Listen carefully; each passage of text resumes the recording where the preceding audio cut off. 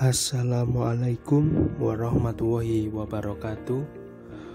Perkenalkan, kami dari kelompok 2 program studi D4 Teknologi Laboratorium Medis tingkat 3A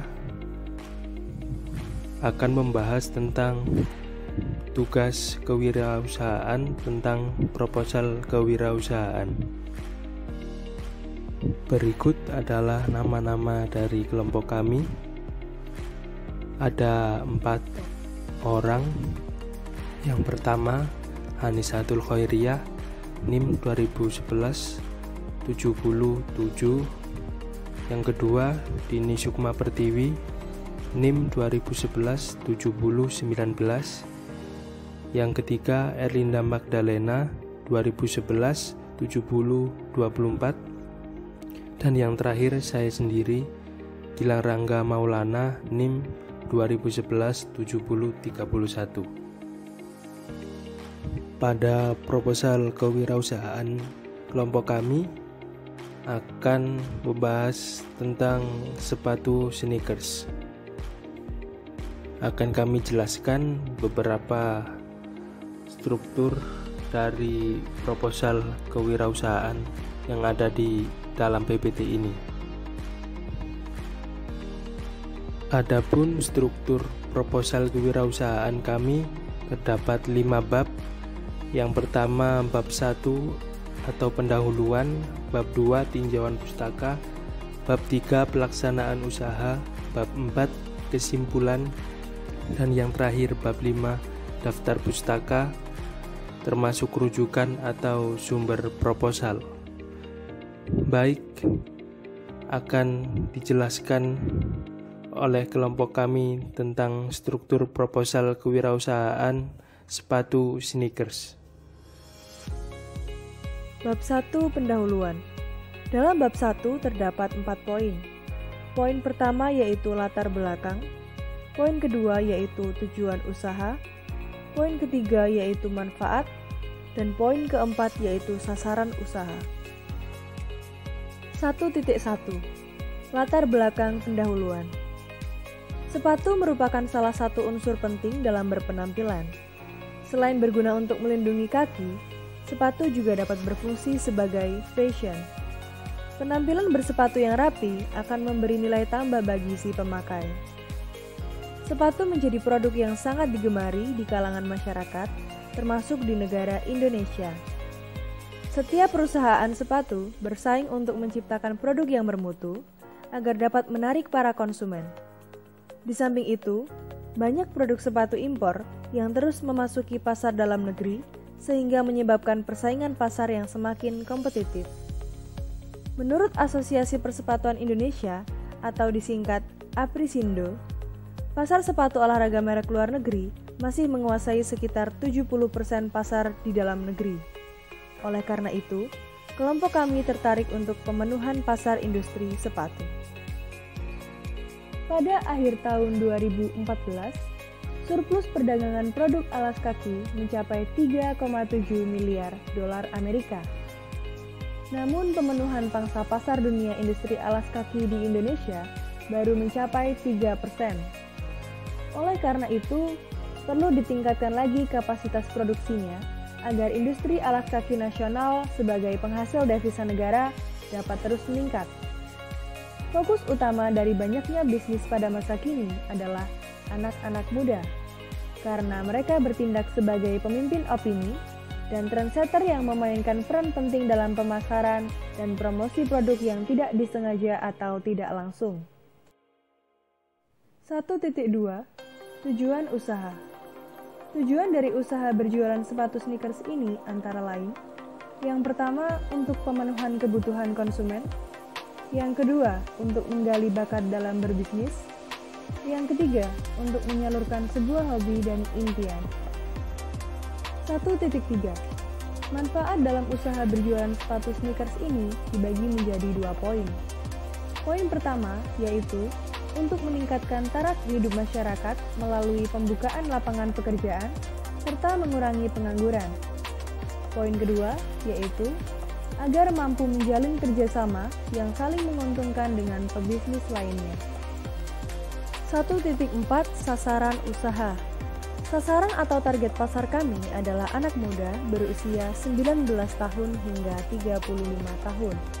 Karena untuk marketing digital, biasanya usia tersebut yang fasih dalam penggunaan internet. Namun pada masa mendatang, akan ada banyak pengembangan sekaligus mengikuti tren yang ada. Bab 2 Tinjauan Pustaka. Pada bab tinjauan pustaka terdapat 5 poin, yaitu 2.1 Kewirausahaan, 2.2 Karakteristik kewirausahaan, 2.3 Fashion dan sneakers, 2.4 Strategi internet marketing, 2.5 Baruan pemasaran. Poin 2.1 Kewirausahaan. Kewirausahaan adalah proses menciptakan sesuatu yang lain dengan menggunakan waktu dan kegiatan disertai modal dan risiko serta menerima balas jasa dan kepuasan serta kebebasan pribadi.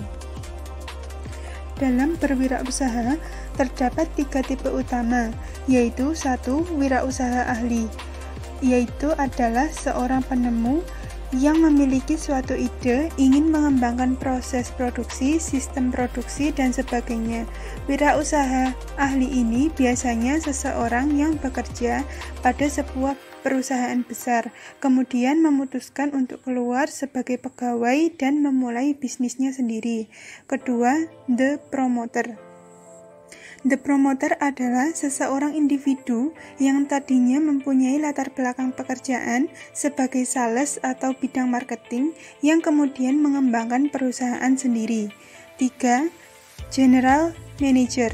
General manager adalah seseorang individu ideal yang secara sukses bekerja pada sebuah perusahaan.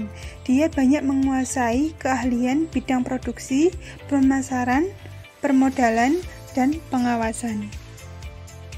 Poin 2.2 Karakteristik kewirausahaan.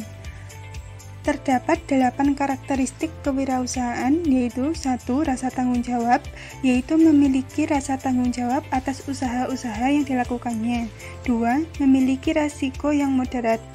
Memilih risiko yang moderat artinya selalu menghindari risiko baik yang terlalu rendah maupun terlalu tinggi. 3. Percaya diri terhadap kemampuan sendiri, yaitu memiliki kepercayaan diri atas kemampuan yang dimilikinya untuk memperoleh kesuksesan. 4. Menghendaki umpan balik segera, yaitu selalu menghendaki adanya unsur timbal balik dengan segera, ingin cepat berhasil. 5. Semangat dan kerja keras, yaitu memiliki semangat dan kerja keras untuk mewujudkan keinginannya demi masa depan yang lebih baik. 6. Berorientasi ke depan, yaitu berorientasi ke masa depan dan memiliki perspektif dan wawasan jauh ke depan. 7. Memiliki kemampuan berorganisasi, yaitu memiliki keterampilan dalam mengorganisasikan sumber daya untuk menciptakan nilai tambah.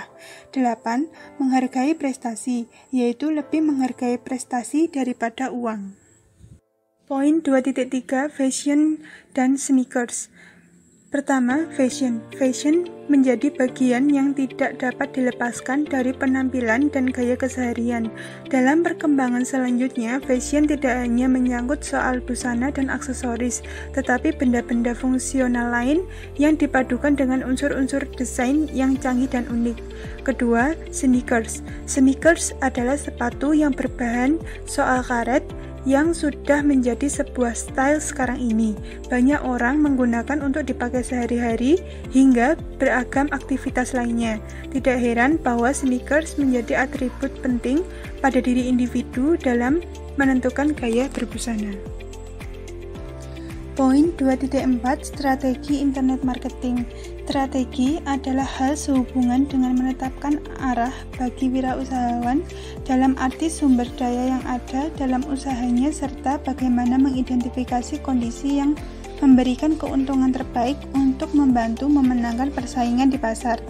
Internet marketing merupakan bentuk usaha dari perusahaan untuk memasarkan produk dan jasanya serta membangun hubungan dengan pelanggan melalui media internet.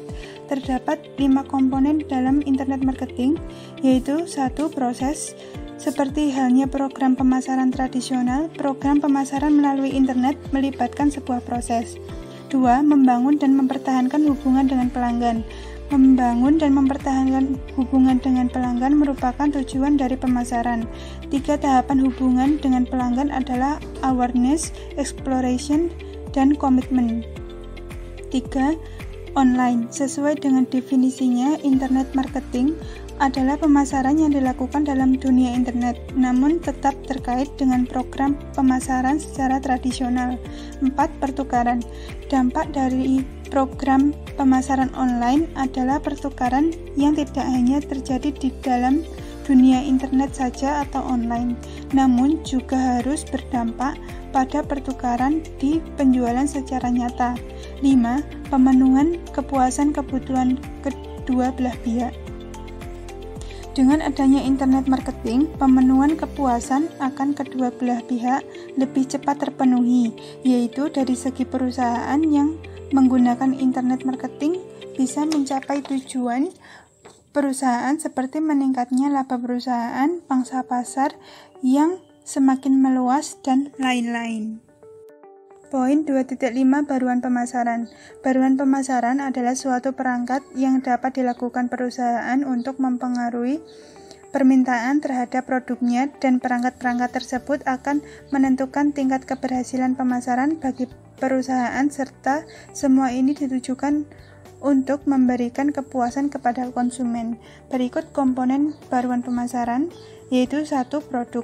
Merupakan kombinasi barang dan jasa yang ditawarkan oleh seseorang atau lembaga untuk memenuhi kebutuhan dan keinginan pasar. 2. Harga. Merupakan jumlah uang yang harus dibayarkan konsumen untuk mendapatkan produk atau jasa guna memenuhi kebutuhan dan keinginan yang belum terpuaskan. 3. Tempat. Menunjukkan berbagai kegiatan yang dilakukan oleh produsen untuk menjadi suatu produk yang dihasilkan dapat diperoleh dan tersedia bagi konsumen pada waktu dan tempat yang tepat dimanapun konsumen berada. 4. Promosi. Merupakan segala kegiatan yang dilakukan oleh perusahaan untuk mengkomunikasikan produk yang dihasilkannya, baik bagi konsumen sasaran maupun kepada perantara, dengan maksud menyampaikan informasi yang bersifat memberitahu, membujuk, ataupun mengingatkan kembali segala sesuatu mengenai produk yang dihasilkan oleh perusahaan. 5. Orang. Orang adalah semua pelaku yang turut ambil bagian dalam pengujian jasa dan dalam ini mempengaruhi persepsi pembeli, yang termasuk elemen ini adalah personil perusahaan dan konsumen. 6. Bukti fisik. Ialah bukti fisik jasa mencakup semua hal yang berwujud berkenaan dengan suatu jasa seperti brosur, kartu bisnis, format laporan, dan peralatan. 7. Proses. Gabungan semua aktivitas yang umumnya terdiri dari prosedur, jadwal pekerjaan, mekanisme, dan hal-hal rutin di mana jasa dihasilkan dan disampaikan pada konsumen atau pelanggan. Bab 3. Pelaksanaan usaha. Pada bab 3 ini terdapat 5 poin pembahasan. Poin yang pertama mengenai perincian modal yang dibutuhkan. Poin yang kedua mengenai sumber modal. Poin yang ketiga mengenai perhitungan keuntungan dan kerugian. Keempat mengenai cara mendapatkan bahan usaha. Dan yang kelima mengenai cara pemasaran. 3.1 Perincian modal yang dibutuhkan. Modal dalam mendirikan usaha berjualan sepatu Converse rumahan. Yang pertama, sepatu grade A sebanyak 10 pasang seharga Rp2.500.000 dengan perolehan harga per sepatu Rp250.000. Yang kedua, biaya promosi admin Instagram dan Facebook sebesar Rp130.000. Ketiga, biaya cetak stiker dan banner sebesar Rp150.000. Keempat, biaya alat tulis kantor sebesar Rp50.000. Dan kelima, biaya paket internet sebesar Rp100.000. 3.2 mengenai sumber modal. Sumber modal uang pribadi sebesar Rp2.830.000 dengan rincian harga sepatu per 10 pasang sebesar Rp2.500.000 dan biaya operasional per bulan sebesar Rp330.000. Dengan catatan harga sepatu setiap bulan bisa berubah sewaktu-waktu dan biaya yang dikeluarkan dapat berkurang. 3.3 Perhitungan keuntungan dan kerugian. Yang pertama, keuntungan. Keuntungan sepatu grade A setiap pasang minimal Rp50.000 dan maksimal Rp100.000, tergantung kondisi sepatu secara keseluruhan, belum dikurangi biaya-biaya. Yang pertama, biaya ongkos kirim yang ditanggung pihak pembeli. Kedua, biaya pengepakan dan stiker per sepatu sebesar Rp5.000. Ketiga, biaya promosi dan admin yang dibebankan per sepatu sebesar Rp13.000. Biaya yang dikeluarkan tiap pasang sepatu. Yang pertama, harga jual sepatu sebesar Rp350.000 dikurangi Rp18.000 yang merupakan biaya pengepakan dan stiker serta biaya promosi admin yang dibebankan per sepatu, dan total yang diperoleh Rp332.000 dengan laba Rp82.000 per sepatu. Kemudian laba 10 sepatu sebesar Rp82.000 dikalikan 10 didapatkan laba Rp820.000. Poin yang kedua yaitu kerugian. Kerugian didapatkan jika dalam 1 bulan barang tidak ada yang terjual atau terjual dengan harga sama dengan harga perolehan. Jika dalam 1 bulan tidak ada barang yang terjual, maka kerugian yang tertanggung adalah pada beban promosi dan admin sebesar Rp130.000 per bulan atau Rp13.000 per sepatu. Jika barang terjual tetapi sama dengan harga perolehan, maka kerugian sebesar Rp18.000 per pasang karena termasuk biaya pengepakan dan biaya admin sebesar Rp18.000. 3.4 Cara mendapatkan bahan usaha. Bahan usaha sepatu didapatkan melalui penjual borongan sebanyak 10 pasang sepatu Converse grade A. 3.5 Tentang cara pemasaran. Untuk memenuhi kebutuhan informasi dari klien, salah satu aspek rencana bisnis yang perlu disusun dan dipertimbangkan adalah aspek pasar dan pemasaran. Cara pemasaran yang pertama yaitu dengan membaca peluang pasar. Peluang pasar dalam berjualan sepatu cukup menjanjikan, karena banyak yang membutuhkan sepatu kualitas original dengan harga yang terjangkau di kalangan mahasiswa dan di kalangan umum. Permintaan pasar terkait sepatu Converse juga cukup besar, mengingat belum banyak yang menjual sepatu second original. Poin yang kedua yaitu proyeksi dan permintaan pasar. Usaha berbisnis sepatu second original ini didirikan untuk memenuhi permintaan konsumen sepatu Converse, seperti para mahasiswa, di mana mahasiswa sebagai target pasar utama dari usaha ini. Poin yang ketiga yaitu persaingan pasar. Usaha berbisnis sepatu second belum banyak yang ada, khususnya di daerah yang dekat dengan kampus. Oleh karena itu, cukup terbuka kesempatan untuk berbisnis sepatu second original, mengingat persaingan pasar belum banyak dan usaha ini berada di tempat yang strategis. Poin yang keempat yaitu promosi yang dilakukan melalui media sosial dan saluran distribusi. Yang pertama melalui media sosial, cara yang cukup ampuh di zaman sekarang untuk mempromosikan usaha dan bisnis melalui media sosial seperti Facebook dan Instagram, karena banyaknya pengguna dua media online tersebut. Dengan memanfaatkan dua media tersebut, dapat digunakan untuk memasarkan produk yang dijual. Tidak lupa dilakukan jasa paid promote setiap bulan sekali pada media partner. Poin yang kedua yaitu saluran distribusi. Bisnis ini menggunakan channel distribusi langsung, yaitu dari produsen langsung kepada konsumen, sehingga mempermudah dalam melayani konsumen. Selain itu juga dapat dilakukan pengiriman jasa paket untuk pembeli di luar kota.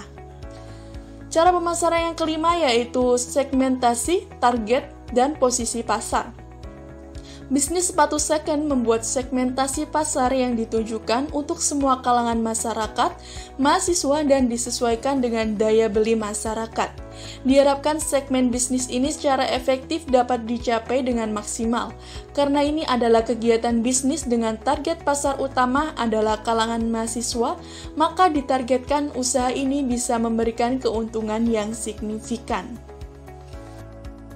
Ya, kita masuk di bab 4 tentang kesimpulan. Pada dasarnya, untuk melakukan bisnis, kita harus yakin dan sabar dalam membangun kepercayaan konsumen. Karena apa? Jika brand dari bisnis kita sudah dipercaya, hal ini akan memudahkan untuk meningkatkan penjualan. Dan kepercayaan terbangun dari proses bisnis beserta seluruh aktivitasnya, yaitu untuk menjaga tanggung jawab sosial terutama kepada konsumen, untuk selalu menjaga mutu ataupun kualitas produk, pelayanan, dan juga yang terpenting ketepatan dalam pengiriman produk. Jadi akan menambah kepercayaan konsumen jika kita melakukan hal-hal tersebut. Kemudian, jika usaha yang kami jalankan mampu bersaing dengan usaha lain, maka ini adalah usaha yang tepat untuk kita jalani. Namun ada beberapa kendala tentunya dalam melakukan bisnis, antara lain yaitu memerlukan modal yang cukup besar. Harus ada dukungan dari pihak lain untuk mensupport bisnis tersebut. Tetapi juga akan memberikan sedikit pengalaman agar bisnis ini akan memberikan keuntungan yang maksimal. Jadi kita dapat belajar dari apa itu bisnis, terutama yaitu bisnis dari sepatu sneakers. Ini adalah daftar pustaka atau referensi yang kita ambil dalam pembuatan proposal kewirausahaan tentang sepatu sneakers. Itulah tadi penjelasan dari kelompok kami tentang proposal kewirausahaan sepatu sneakers. Terima kasih kepada teman-teman sudah mengikuti dari awal sampai akhir. Jika ada kekurangan atau kesalahan dari kelompok kami mohon maaf. Wassalamualaikum warahmatullahi wabarakatuh.